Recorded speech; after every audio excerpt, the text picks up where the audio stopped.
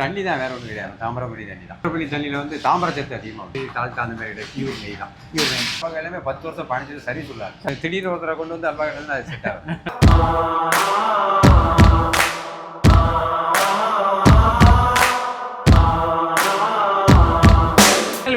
அந்த ஆத்தென்டிக் அல்வா செய்கிற அந்த ஃபேக்ட்ரியில் தான் இருக்கும். இப்போ நம்ம ஆக்சுவலாக கூட அண்ணன் இருக்கார். இவர் தான் வந்து இந்த எல்லாத்தையும் இங்கே மேனேஜ் பண்ணிட்டு இருக்காரு. அந்த குக்கிங் ஸ்டைல் எப்படி நான் ஃபஸ்ட் ஆக்சுவலாக என்ன ப்ரிப்பரேஷன் என்னென்ன பண்ணுவீங்க? இது வந்து கோதுமை பால், சீனி, நெய். கோதுமை பால், சீனி, நெய், அவ்வளோதான். ஓகே. வேற ஒன்றும் ப்ராசஸ் கிடையாது. மறுநாள் கோதுமையை ஊற போட்டு மறுநாள் கோதுமை அரைச்சி, ஓகே, அதுக்கு மறுநாள் காலையில் இந்த பால் எடுத்து அல்வா.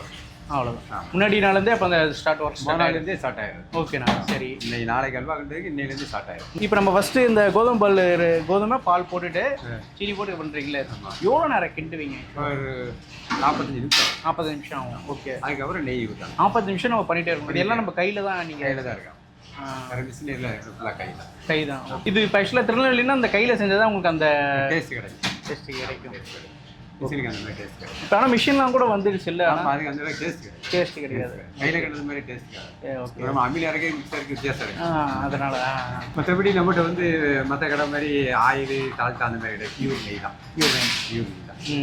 ஆமாம். அதில் கலப்படை கிடையாது. கலர் பொடி எதுவுமே கிடையாது. ஆக்சுவலாக நம்ம கிண்டதை பொறுத்து அதில் வரது தான் கலர். மற்றபடி கலர் பொடி எதுவுமே ஓகே சேர்க்குறது கிடையாது. நேச்சுரல் தான். இப்போ கலர் வந்து நம்ம கிண்ட தான் அந்த கலர் ஆட்டோமேட்டிக்காக வந்துடும். இப்போ நம்ம இது கிண்ட உடனே நீங்கள் நம்ம ஷாப்புக்கு போயிடுமா இல்லை எப்படின்னா? இல்லை, இன்னைக்கு கிண்டி நீங்கள் ஃபுல்லாக ஆரம்பிச்சு நாளைக்கு காலையில் அது காய்க்கும். அப்படிங்களா? அது ஏன் சூடாக கொடுக்க முடியாது. சூடாக இருக்கு, அவ்வளோ டேஸ்ட் இருக்கு. மறுநாள் எடுத்து அந்த நெய் ஃபுல்லாக குடிச்சு கட்டினதுக்கு அப்புறம் தான் அந்த டேஸ்ட் கிடைக்கும். Okay okay. சுட தான் டேஸ்ட் கிடைக்கும். இன்னைக்கு கிண்டுதோம்னா இன்னைக்கு கிண்டுதை ஃபுல்லாகவே ஆற வச்சு மறுநாள் காலையில் பேக்கிங் தான் கிடைக்கும்.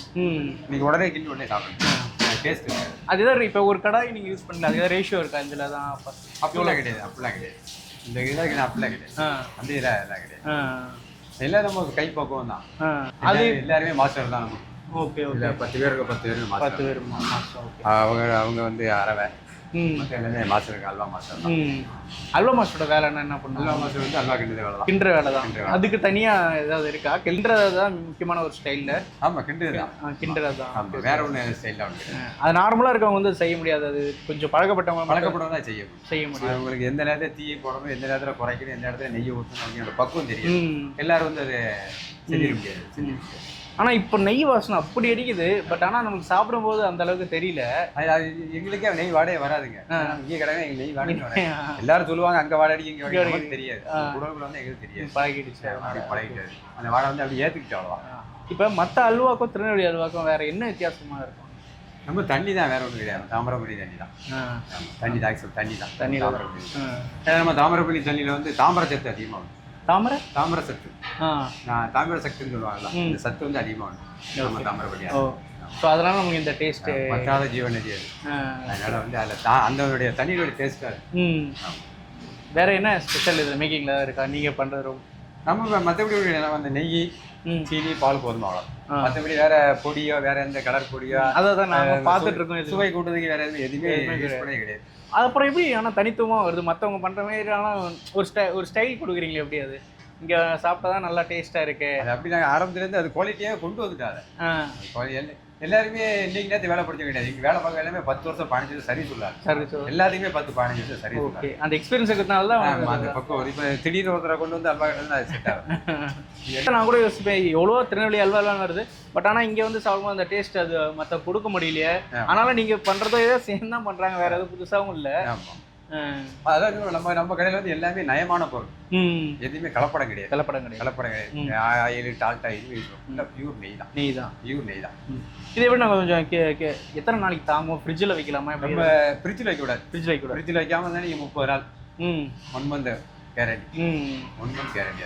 அப்புறம் இந்த சூடு பண்ணி சாப்பிடணும் அப்படின்ற கொஞ்சம் ட்ரை ஆகிட்டுனா நம்ம தோசைகள் இருக்கலாம், அதில் லேசாக சூட வச்சு அது மேலே வச்சாங்கன்னா இப்போ கிட்ட நல்ல மாதிரி ஃப்ரெஷ் ஆகிடும்.